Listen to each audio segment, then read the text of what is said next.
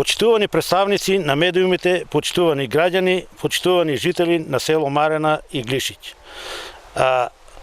Ветивме решавање на еден од најгорливите проблеми за со децении кои ги тишти жителите на село Марена и Глишиќ, а тоа е колекторскиот систем.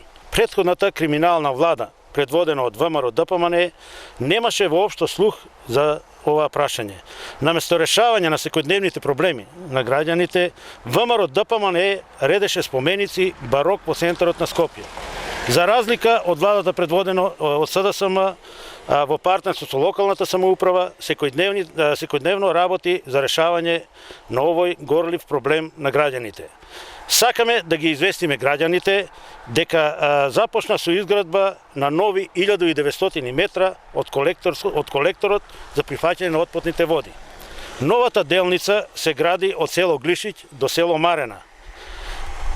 Ова представува четврта фаза од изградбата на колекторскиот систем, кој што со оваа доградба ќе биде комплетиран со вкупна должина од 4170 метри.